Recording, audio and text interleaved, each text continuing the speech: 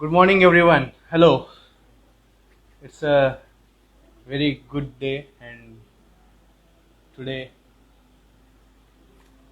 we have an episode from Bangalore. So let us start. So, friends, good morning. This is KSR from Botany Fest, welcoming you to the season finale of the Tales from the Woods Untold Field Stories with KSR, episode 8. So, friends, taking off from Chennai and after a successful phyto hunt in Karnataka, we have now landed on the IT capital of Bangalore, India. Sorry, IT capital of India, Bangalore.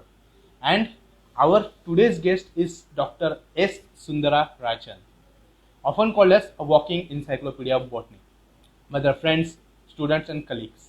And why you will be knowing very soon.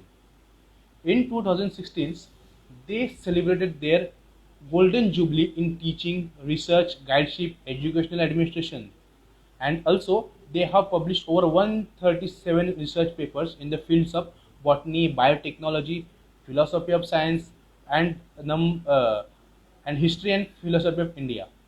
And number do not end here. They have over 21 papers under preparations. Isn't it so remarkable? And friends, publications do not end here. They have 76 books published in English and 6 in Kannada.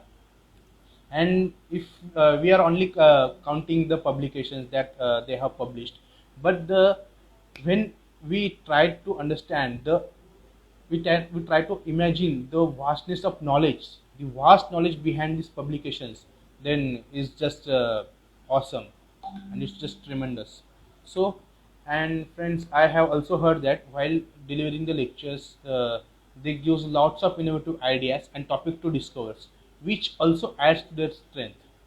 In today's lecture, directly or indirectly, they will be sharing some innovative ideas and topics to research for you. All right. So now it's your job to figure them out and write them down. And after explaining this all, I don't think that I need to explain why they are called as working encyclopedia of botany. And friends, there are lots of things and information that I have collected about them. But if I keep talking about them, then this it will take a session to complete. So, friends, let's start today's session, the footprint of plant science in ancient India.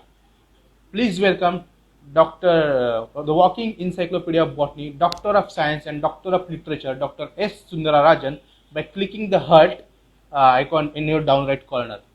Please welcome to us, sir. Good morning, sir. And we are very fortunate to have you on our show as a guest. Thank you, sir, for sparing some time from your busy schedule. All right. Am I audible to you, sir? Yes, yes. So, sir, Maybe slightly louder. You can talk slightly. okay, sir. Okay. I'll talk Right. step louder.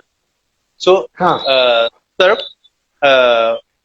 let us start our today's session with a simple question that I wanted to ask you, sir. What inspired you to be a botanist, and what were your experiences in the fields of plant science? Please share your journey with us, sir. Oh, you want to know what made me to take up botany as a subject in the college study? And what is your second question? My second question was, sir, were the what were your experiences of the field of plant science during this wholesome journey, sir, from 1965 to 2020? Actually, I know this is a vast Oh, question and we get hours and yes, hours to yes. talk on that. But sir, please, It is sir. a vast. Okay. I will tell you. It is a vast question. Anyway. Why did I take up botany? Honestly, I'm telling you, it was not my choice. Because you see, while student days or younger days, whatever your peers, more than the peers, whatever the parents give the subject, it is like that. So it is not that by choice I took up botany.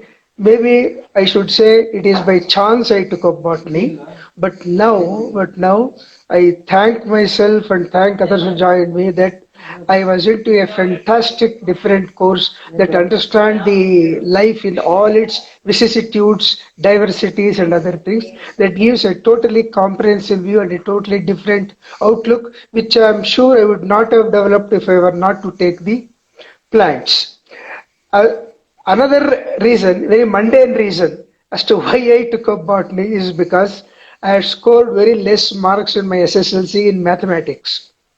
So even today, I think for a number of students who opt for science, mathematics seems to be the obstacle. Not that mathematics is difficult; it all goes on your attitude and aptitude. But now, even if it is by chance, I am telling you, it has given me tremendous satisfaction, right? Because I don't know whether I've told you or not, in my service of nearly 40-45 years, at least one minimum forest trip I have made, either along with my students or along with my friends, along with me. At least 45 visits I have paid to forests in my 45 years of service, and I have thoroughly roamed around all the forests of South India. And to make it short, little and longer, I am telling you, I learnt botany not from textbooks. Even though I have written a number of textbooks, there is no doubt about it. But real botany can be learnt only in the shades of trees, only in the high trees where sunlight itself is not available, where every branch, every plant, every climber, it tells you a history provided you have the ear to listen to it. Each one is a fantastic thing, and I have enjoyed immensely both intellectual inauguration and inauguration from the aesthetic point of view also. After I became a college lecturer, and then I subsequently I also become the head of the department, right? And no time I have missed an opportunity to go abroad. And I'm telling you, excellent interaction I had with some 45 batches of students. Totally, I think I must have taught about 30 to 35,000 students so far. And all my students also have said, it is not just a forest visit is not just going to a forest, pulling out a plant, rather killing a plant and then put it in herbarium, carefully submitting it to examination. That is not true. See, normally what they say, field collection trip to botany. I don't say, it's a field study in botany. It is not field collection. If it is field collection, do you know what is the allegation against botanists?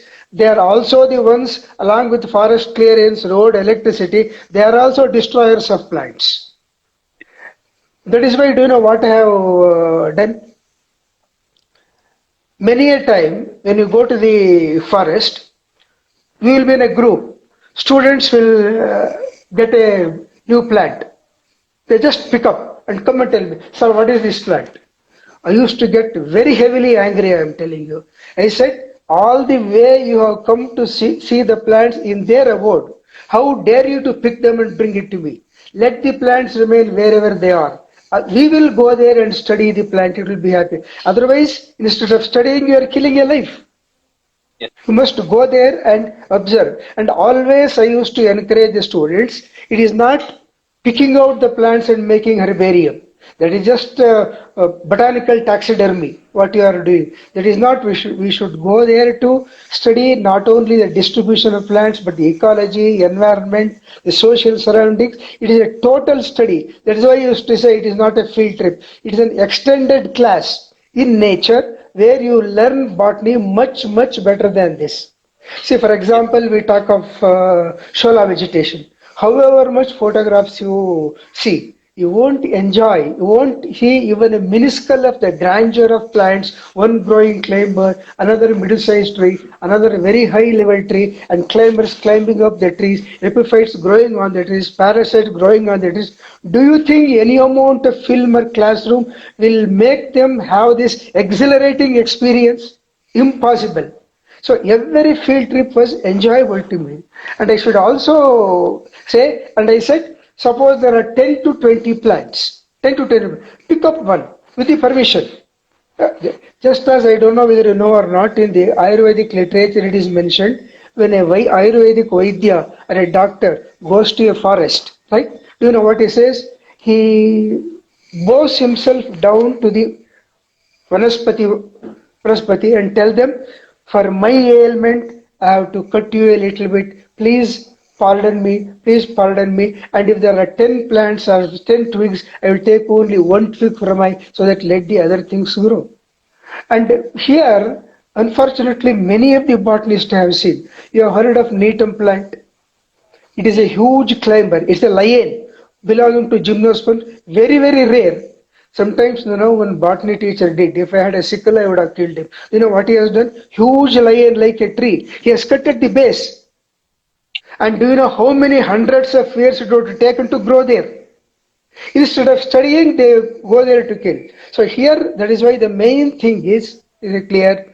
We should go and study the plants, honor the plants for revealing. And I am not telling, to some extent, it could be metaphorical. If you are friendly to plants, they will talk to you. Little later, for your own more question, I will answer as to what is my experience. I think this is in short why I took up the plants and how I am benefited. Maybe it was ordained that I should study botany. Now I have developed a tremendous love towards plants. Yeah. Any other Yes, explanation you need for this question?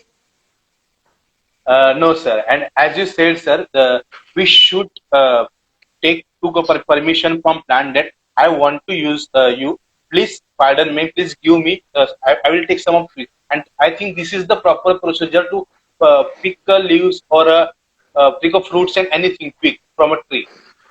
I think that's a very good answer you have said to us, and I think this should be. And I will tell you one more, pardon me to interject. I will tell you one more thing also as to how I learned true botany or field botany. Yes, sir. When I was appointed in St. Joseph's College, I used to hate taxonomy. Many a time as a student you understand the love of the subject or hate of the subject when you are just like a child when you get into a college or a school. It all depends how the teachers treat you and treat the plants. I'll just tell you an example. Most of my college education was in a government college. Very honestly, I'm telling you. There we had a teacher. I do not know what grows he had. I do not know whether he had the experience of working in not all in a number of government colleges. All their personal prejudice, they bring it into the class. If they are angry with the head of the department, they don't teach properly. If they are angry with another person, they won't take the class at all. With the result, of course, one way it is good. With the result, everything you do is on your own.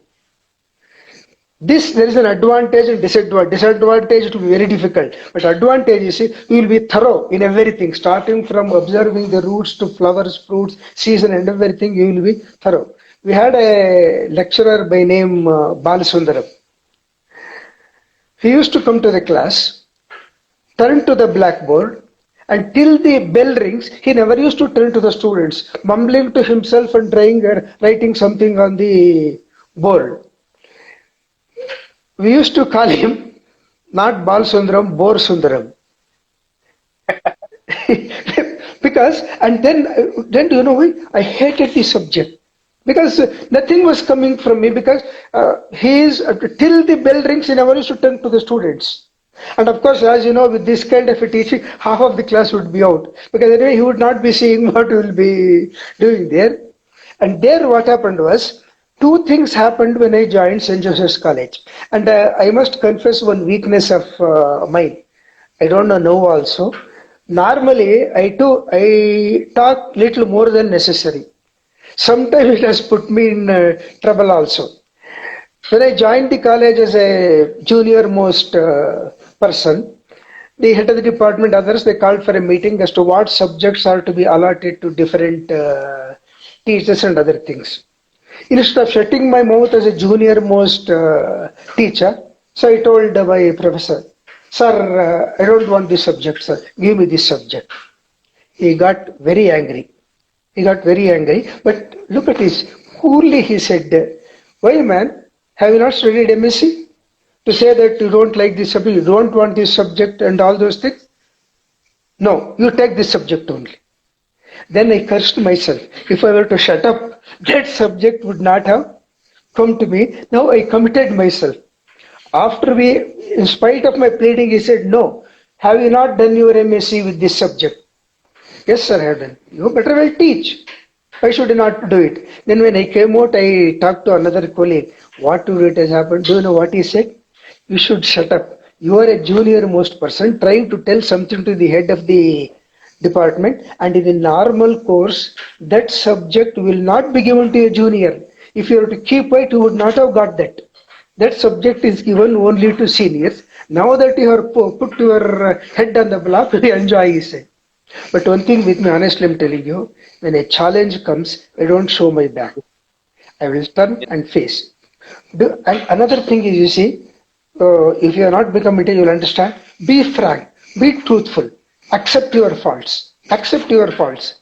Then definitely you can learn. Do you know what I did in the very first class? You know, the very first class for a new teacher is like a father to the old students because they can tear him off with all sorts of questions, mischief, and all those things.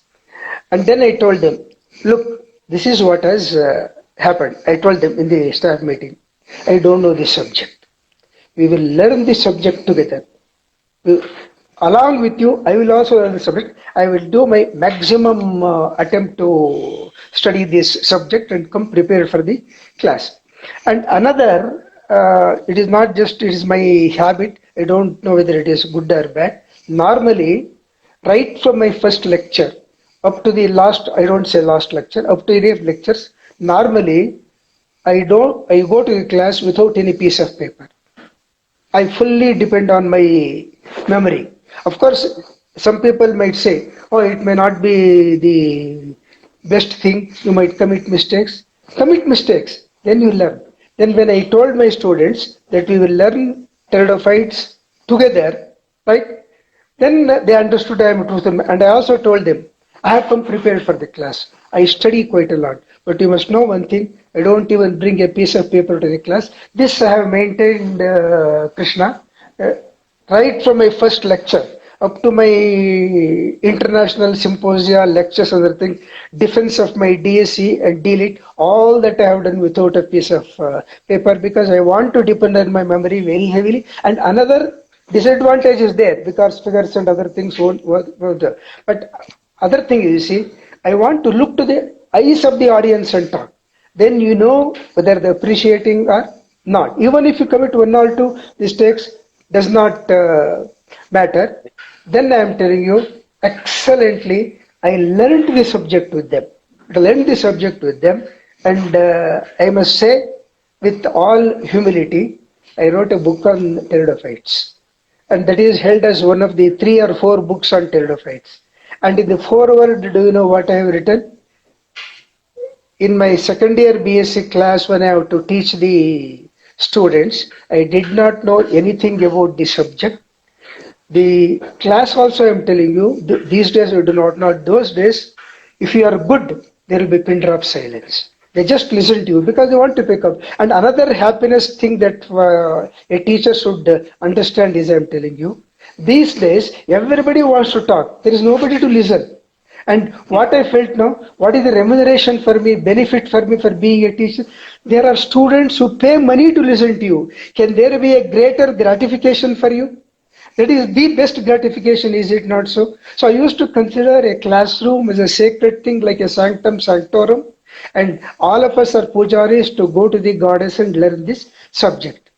And just without anything, and even drawings also, I'm telling you, I don't say that this is, but this is my habit. Any complicated diagrams are there, maybe you may then teachers, they take up the role of blackboard at that time. Now that is not there. Every video, everything was available at that time. Do you know why I used to go and write there? Because I want the students to know where to begin the diagram, where to end the diagram. They must develop their skill. That is why I used to write, even though it takes time, I used to write all the diagrams and everything in anatomical diagram, everything, and they also used to write. These are the benefits of my students. And another one, I will allow you to ask another question of one thing. In the same way, taxonomy, I hated it because 45 families were taught to us in 1 week. Can you believe? 1 week. Because the lecturer and head, they had a tip. In government college, you know, anything is possible. Here what happened,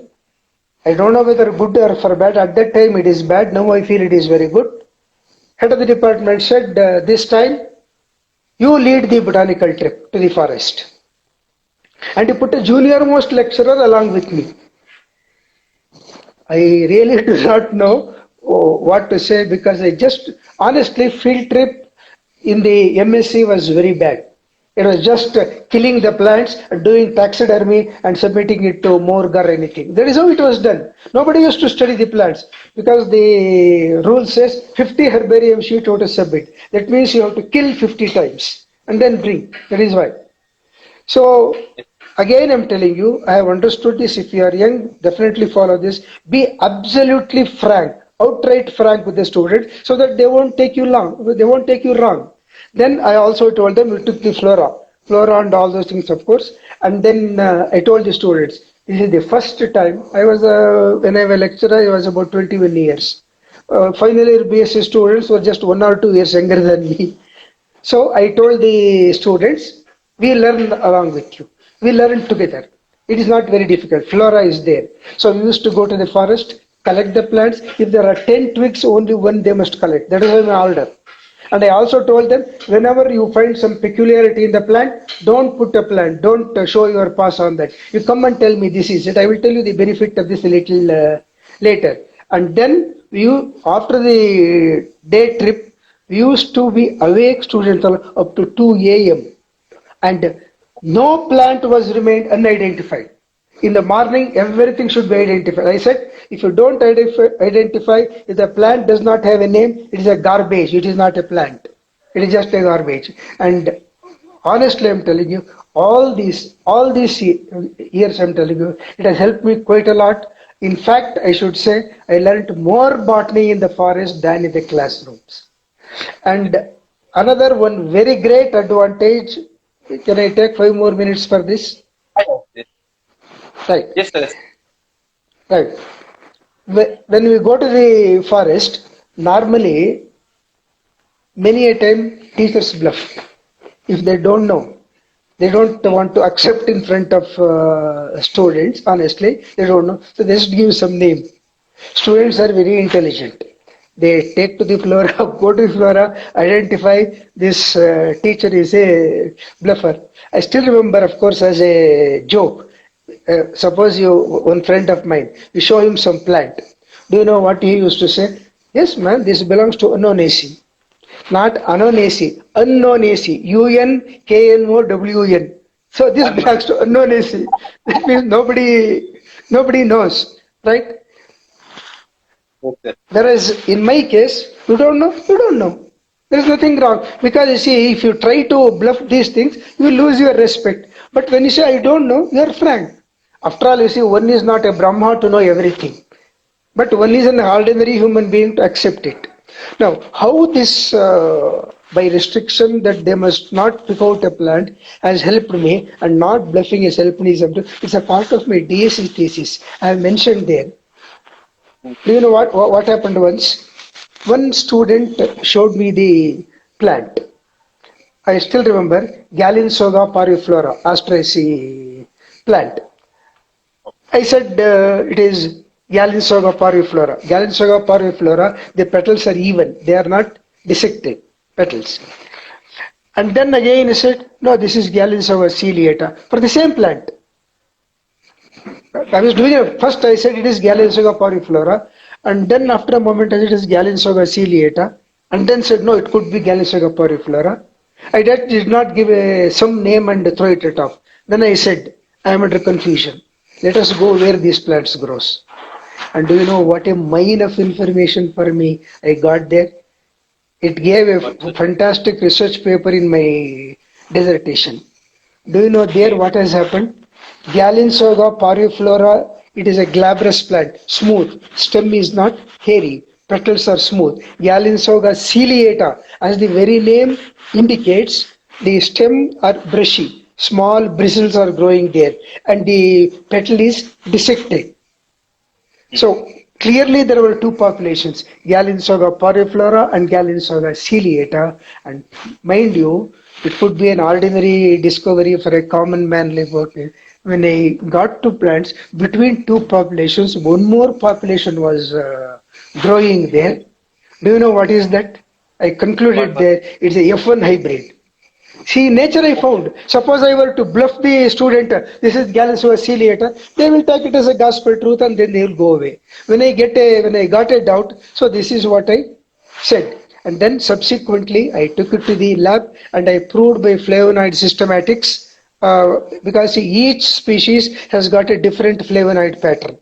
And if it is a hybrid, it must be a mixture of these patterns. I could make out through chromatography. The third one that they have shown is a mixture of the flavonoid spots of both. So it is an F1 hybrid that I have mentioned in this. I think for your small question, I gave a long answer, not a wrong answer, I hope.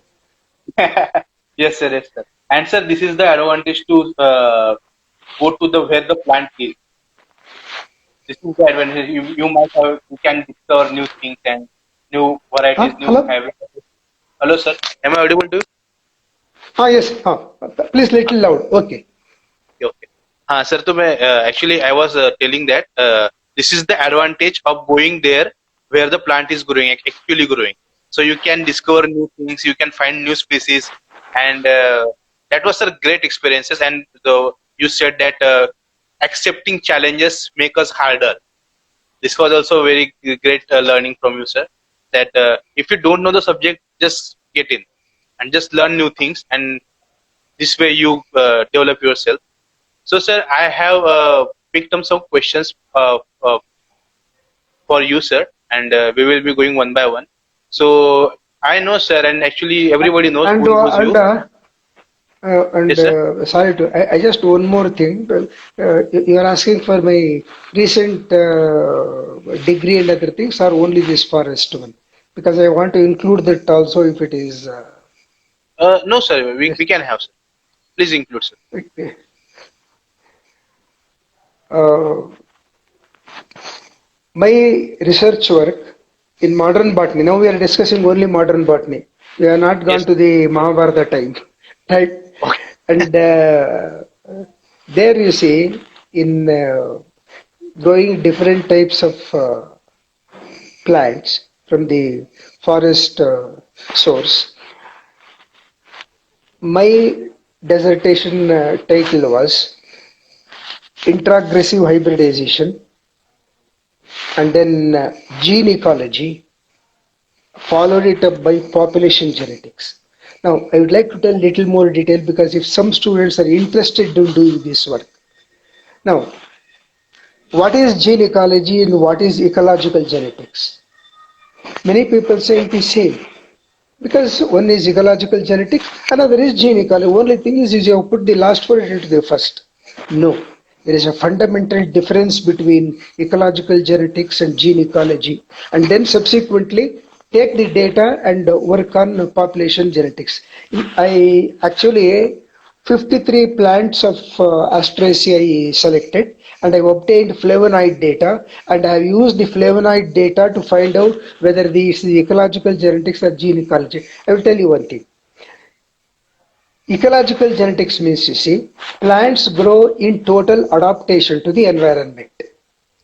And in this, there are different types. Either they have understanding with the environment and they grow, or if they don't have the understanding or application to the environment, they will not grow. But you know, there are certain plants which violate this one. See, for example, same plant growing at the bottom of the hill, growing at the top of a mountain, there is a difference. What is the difference? I will tell you. When you come to the foothill, when it is hot, do you wear a blanket? No. When you go to the top, when it is very chilly, what do? You wear a blanket. Plants do that. Observe them, plants Okay. do that. The same species of plants growing in the foothill is glabrous. No hairs are there. And the same species, as it grows up, you will see small hairs coming out because chill is more. When they grow to the top, it becomes fully woolly. Why you should only have the luxury of blanket? They will also have a luxury of blanket. This is ecological adaptation. Or there are some escape plants. These, do Okay. you know what are these escape plants? Whenever the chill approaches, they have a very short life cycle. That means they grow from a seed, become a seedling, develop branches, develop flowers, develop fruits. When the chill increases, there will be only seeds. Right? Okay. So they fasten their life So cycle. Yes, but that means you see, every plant, every human being, every living being, they want to live here as long as possible, whatever it costs. Whereas the top ones, I told you, they have an adaptation. And in this gene ecology, what I found was, I found a plant Biden spilosa. It grows in all the three areas, all the three foothills, Okay. middle of the hills, and hilltop. Okay. The earlier examples I gave, when you see the plants, you can make out where do they grow. Just an estimation, middle of the hill or downhill or uphill. But this plant, you collect three populations, mix them up, you don't know where is which one grows.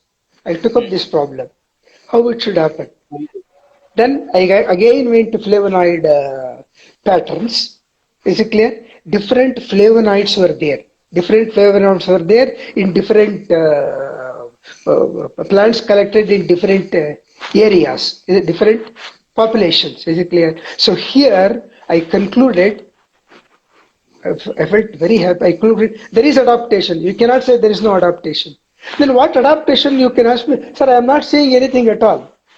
Then do you know how adaptation develops in organisms? First, it is initiated at the genetic level, right? And second, it proceeds to further other at the physiological level and ultimately at the morphological level. So I said what populations you saw first, they have finished these two and they have gone to the morphological level ultimately. Whereas these two still they are resisting, they don't want to give up. Ultimately they will also go to the morphological level. And honestly I'm telling you, I published a paper and read it in an international conference in Malaysia as Biochemical Ecology of Biden Spilosa. That is the first attempt to show that adaptation itself has three levels: genetic, physiological, and morphological level. And in gene ecology, and just two or three sentences, I know I'm taking too much time, I think. No, no, take Uh, your time. what is gene ecology is, I will tell you one thing. You visit a drama, is it clear? Everything is there, you appreciate. You visit a rehearsal. In a rehearsal, what happens? A king will be wearing a shorts. King will not be wearing a dress, proper dress rather, proper dress, Like we and have he done will yesterday. be, huh? Like we have done yesterday. Right. So then, is it clear? And then everybody will be busy delivering the dialogues, not the dress. A dress will come at the ultimate presentation. The total effect of all the rehearsals, experimentations, mistakes, correction by the drama teacher, all these things will be over, and you see the final show as if everything is fine. But I say you don't enjoy that, because to enjoy, how did it evolve? How many mistakes were made? How were drama text or story is changed several times? How they have walked back? How they have changed the players themselves because they are not doing well? Only when you see this, you understand the real drama. That is how evolution is like that. Evolution, like we are thinking, there is an adaptation, and then it is not adaptation, it will go, or it will develop a different adaptation, whether at the biochemical level, genetic level, or the morphological level. Ultimately, it will produce a product. Whereas in ecological genetics, you are seeing only the final drama. Whereas in gene ecology, you will see the process, which is more beneficial for you, which is more an exhilarating experience for you when you watch the process. Is it clear? What the process you know? Suppose a particular character is developed. Maybe it was not there at all in the middle. And evolution also takes a different course. It proceeds that way. You will find a mistake. It will go back. It is like us. See, in botany, why I took specifically is everything I look from evolutionary trend. So if I give an evolutionary trend, just as in a cricket match, they have a sight screen, the sight screen, because a red ball will give a particular color. So only when you have evolutionary backup, I'm telling you, every character, every adaptation, you will be able to appreciate in their original sense. So this my thesis. I think for I worked for about 15 years. Had the photographs of intraggressive hybridization, means where they should not hybridize, they still hybridize. If it is a normal observation, you say so somehow they hybridize. But do you know what I do? If they hybridized, is it clear? There must be close relationship. For example, between you and your brother, there is close relationship. Between you and your cousin, somewhat. Between you and your fourth generation, there won't be any contact at all. Is it clear? So when you see the undergo hybridization, there is some similarity. If the hybrid is once more, it won't be there. So in ecological genetics, you will see the last one. Do you appreciate the whole process? Only when you appreciate the whole process, you will enjoy the product also. This is in nutshell my discoveries in modern botany. That's a very great, sir. That's a literally very great, sir. That either focusing on destiny or focusing on product, we should have to focus on the procedure, right? We should have to focus on procedure. We should learn to see that things either with negatives or with imagination. So this will make a way in modern sciences, sir. And I think you have given such a more topics to be discovered, more innovative ideas to our viewers. I don't know either they are writing it down or not, but I think you have given to me because this is really great, all right. So moving forward to our next question, sir, as per your research, how plant were studies? Now, actually, we are going to the title of the show. Now we are going. I think we have discussed the modern aspects of botany, modern researches you have done. Now I think Now, we should go to let's back, go to sir. ancient. Okay, Uh, okay. That means you are okay. finding the roots back. Yes, Right. sir. What's your question? Exactly. Straight question. Yes, sir. So my straightforward question is that how plants were studied in ancient India, and what are the significant aspects brought out by your research? Or in short, you are asking me why I took up this one, being a modern scientist with a doctorate Yes. in science, and of course, at least I have shown that I know a little modern botany. So, okay, right. Uh, I have studied Sanskrit again as a subject. The adaptive part of it or the improved part of it is it clear? Or the offshoot I did little later as a teacher. It's an interesting thing as to why I studied Sanskrit. I should thank my father now. At that time, I was a bit unhappy with him because it was a wonderful sleep. Waking up somebody in the early morning sleep is bad. You know, as children, we used to sleep. Is it clear? Sometimes I used to sleep more than what is necessary. So my father advised me so many times, I didn't listen. So he did the best thing. At that time, I did not like him. The best thing I'm telling you, I must thank my father wherever he is for his blessings. Sanskrit Parshala used to start at 6:30 in the morning. So Okay. if the classes start 6:30 in the morning, you know, you should get up at 5 o'clock. Is it clear? Take bath or whatever early breakfast that is there, take it and go to the Sanskrit Patshala. The Sanskrit teacher there was very strict. Is it clear? If you come out, do you know what is the punishment given to us at that time? You would never have heard it. Not asking you to get out of the class. He used to say, go and sit like a chair on the wall, near the wall. You know how to, it is a punishment to try, it is not possible. Like a chair has got four legs, whereas you have got only two legs. You support your back with the wall, project your legs, fold them and sit. No support to the bottom, right? And hold your arms like this. So it is a punishment. And not only that, if the commitment or mistake is more, an intelligent student can sit on the chair. You know what is the chair? Yes. Understand? So if you come late, if you don't answer, this is what he used to do. So everybody used to be on time. But the Sanskrit lessons were very good, and I must thank my Sanskrit teacher for helping me in my memory.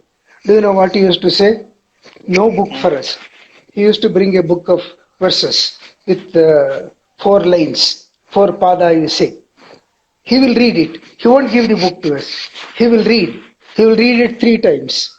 Each sloka. Is it clear? And come on, he would say, repeat. No text with Yes. us. Text is with him. Four lines. Is it clear?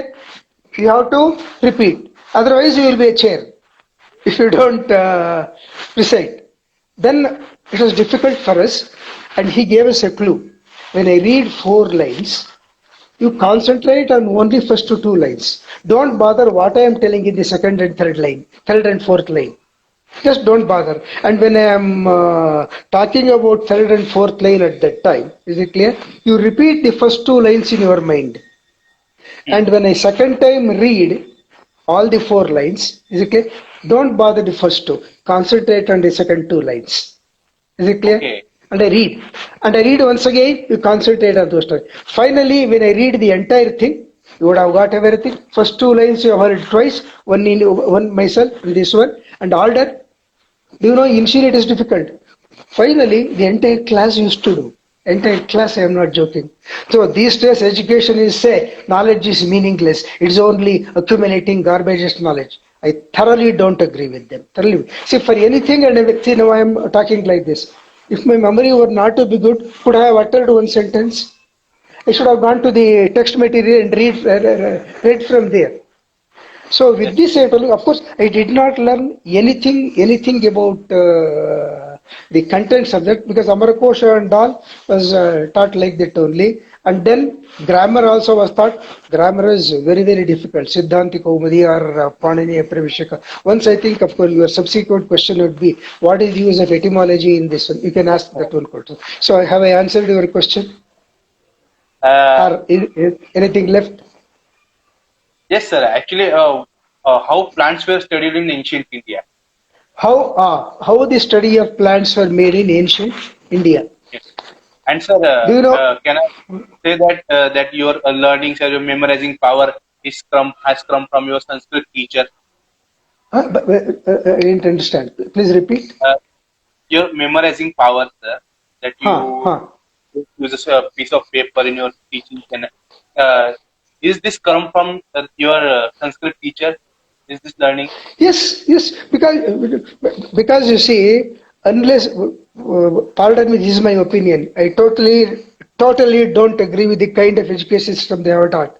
See, unless you have memory, I am telling you, how do you understand that?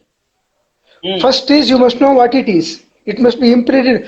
Not that I say if it is 20 pages memorize.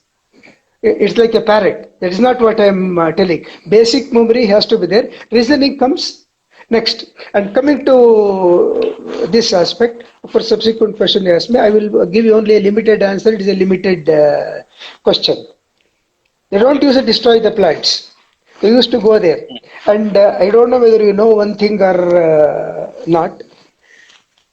How do Ayurvedic doctors prescribe a medicine? Nowadays they have changed, I know. Nowadays they have changed. Just like allopathic medicine, they sit and put some, scribble some medicine. They say go to the pharmacy. During older times, an Ayurvedic doctor and a pharmacist used to be one. They are not too Hmm. different. They never used to say, go and pick this plant. And please remember, in Ayurveda, identification of plants is most important. I always say, for a botanist, if you make a mistake in the identification of plants, you lose few marks. But as an Ayurvedic doctor, you choose a wrong plant and give a medicine, what will happen? So Ayurvedic doctors must be much more effective botanists than botanists themselves. That is why Vriksha Ayurveda also originated with botany. Yes, sir. And they used to have their bath and then they used to go to the plant, chant a hymn and say, they used to say, Vanaspati Devi, Vanaspati Devi, Vanadevi. Yes, Unfortunately, for my ailment, for my problem, I am taking a few twigs from you, not the entire thing. Please pardon us. And do you know, many a time the practices our ancient Indians follow is like looks appears to be foolish or superstitious. You know, they say when you want to go to the sanctum sanctorum, you have to wash your face, hands, feet, and other things. Likewise, when you approach a plant, you are approaching Vanadevi, not a plant. It is no longer a plant. You are approaching Vanadevi, right? And then you pray to Vanadevi, and they say, particularly your fingernails must be very clean. Do you know why? That is the abode of most of the bacteria. Not that I am telling they knew about bacteria, but cleanliness how they are maintained. And then they say, don't use your fingers to remove a part of the plant. Leave it at that. Use these fingers like this and then pull out. Because bacterial population is less here than this. That means they wanted to take a pure one and then they used to prepare out of medicine, and they used to take only when there are one or two hundreds of plants were there, not otherwise. Here you see, of course, if you find one group of plants, next day you will see some barber has visited, nothing will be there. Everything will be removed. Just as they remove the hair from the pate, all plants they have killed. The greatest enemies, it's in the metaphorical sense, I'm telling. The greatest enemies for plants are Ayurvedic doctors and botanists. Because they don't know they are going to the temple and the sanctum sanctorum. Do you think that sanctity is there when they bring it to your home? Appreciate this. So it is symbolic. Of course, you say, who will have time to analyze everything as you have analyzed? Yes, you need not analyze. Listen to me. Don't debate us superstitious. There could be some superstitious, I don't say no. And study, and of course, they also used to collect herbarium, but only selectively. And they had their gardens also from this, and they used to say, and another most important thing I want the listeners also to understand, the latest branch of medicine is genetic medicine. I think you have heard of it. What is a genetic medicine? Medicine is not simply closer. Suppose you say, doctor, I have fever. All right, he would say to the compounder, give these 2 tablets and send him. I have got some cough. Take these 2 tablets. That is what allopathy was doing. They used to prescribe medicine for a disease. Wrong. It is wrong. Because nowadays they have come out, the reaction of the body, that system, to different drugs is different. So, omnibus drug you cannot say. Instead of treating the disease, treat the patient first. Because fever, 100 degrees fever, could be there in 100 people. We simply give a paracetamol and say, go. Each one might be having fever for a different reason. And same thing also, same reason also, same medicine will not agree. You have heard of allergy. Everybody talks as if it is allergy, the recent discovery, and then they say genetic medicine. The reaction of each human being is different. This genetic medicine was there right at the birth of Ayurveda. Right at the birth of Ayurveda. And this is how, and then another thing, I think you, before I forget this question, I must answer in a most effective manner. For example, drugs are obtained from plants also, like morphine, cannabis, or what is that one? LSD. LSD comes from a mushroom. All these are coming from a mushroom. Once I got it out, these plants are also living. Suppose we take marijuana in a liquid form or in the act form only. What will happen to that plant? What will happen to human beings, we know, because we take all those drugs. The drug is produced in that factory. Will it not affect the factory? Definitely no, because they have got antidote for that. When they manufacture or prepare beer and alcohol, do they exhaust in the factory itself? They will be. In fact, there could be a number of teetotalers in a drug manufacturing or alcohol factory. And for that, one Ayurvedic doctor, he gave a fantastic reply. One allopathic doctor and others also was there. I was also there watching this one. He asked a question. Sir, Ayurvedic medicine is good, but the problem is they treat you very slow, very slow. Don't you think fast-acting medicine should be there? That Dr. Narayana Vaidya, I think, he was quite an old man. He never got angry, never got wild when Ayurveda was called useless, only slow-acting drug and all those things. You agree plants are living? He said yes. You agree you are living? Yes. Hundreds and thousands of pure chemicals, compounds and all those things will be there. Why an alcohol or an LSD will not affect the source? It won't affect the source because whatever that you take there will not be in 100% pure form. Yes, They yes. will they will be there in a combination. What combination? That combination, all drugs are everything is there, but it won't harm the person who produced or the plant which produced it. Whereas when you cut piece and are analytical, no synthetic approach in the allopathy. When you analyze each and every compound, and when you try and say this is good for this one, Mm. this is useful for that one. Do you know what other additional effect this pure drug has got on the plant? Whereas within the plant surviving, they are balanced. If it is 10, just example, that if it is 10%, other one is 5%, they won't harm. They won't harm. Yes, sir. But when you purify, I am sure I am telling you one thing. If you pour alcohol and all those things, pure drugs, there could be some psychological effect in plants. And when I say, of course, it's an entirely different field. I don't want to go. Psychological effect. Do you know plants have been studied in anthropomorphic view? They feel, they listen, they sense. Some other day, if it is possible, I have done some research also. I can give a lecture on that. Life and consciousness in plants. Fantastic subject, I am telling you. And do you know who is the progenitor of this one? Mahabharata. Sir. Mahabharata, psychological medicine for plants, when they are discussing whether plants have life or not. Next. Yes. Sir, before we continue to next questions, this is time to have some short break because Oh, we have ultimately completed a 1 hour of show. So we will be right back in just a few minutes. So please, we will stay tuned. We will be discuss the discuss further. We have lots of questions. I have lots of questions in sure. my list, and I have to answer all of them. And I And think you have. Yes, sir. huh. No, no, here, continue, continue. And sir, I think you have given a lots of topics to research in first part of our show. Then let us see what kinds of what topics you give us in next part of show. So please Right. be there. We'll be come right back. So now I think it is good because I too decided the first part should go to the modern science because let the people know that I have done some modern science, and then let us walk back to the ancient. So subsequent questions all you ask will be pertaining to the ancient Indian plan. What is the amount of break? What is the time? 15 minutes break is it? 2 minutes, sir. 2 to 20 3 minutes? minutes. Huh? How many? 2 to 3 minutes. Two No, or three.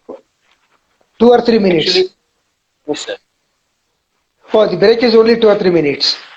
Oh, actually, I just have to upload this video on Instagram. After uploading this video, we will be continuing the session. No, there is no issue. Even if you say a 5 minutes break, also is okay with me. No, no, no. It Whatever will you take decide. I didn't get you. I didn't get you. Please. 5 minutes, sir. 5 minutes. Food. Ah, 5 minutes. Okay, that is enough. Five, 5 minutes It will will be charge. enough. Right now, now time in my clock is 11:55. We will be So 12 starting we at will 4. meet. Yes, sir. Huh? Yes, sir. Yes. Sir, there is no need to be log out. Just be there. Just hold this Huh? phone in Oh, that all phone. right, all right. Yeah, Huh, just a break. Just a break. huh. And perhaps soon after the begin starts, I think I will restrict myself to 2 or 3 discoveries. Is it Yes, clear? sir. And then one work that I am doing that I want to explain in detail. The methodology also would like to learn because this Okay, is sure. putting the classification 1,700 years earlier than Linnaeus. Yes, Okay.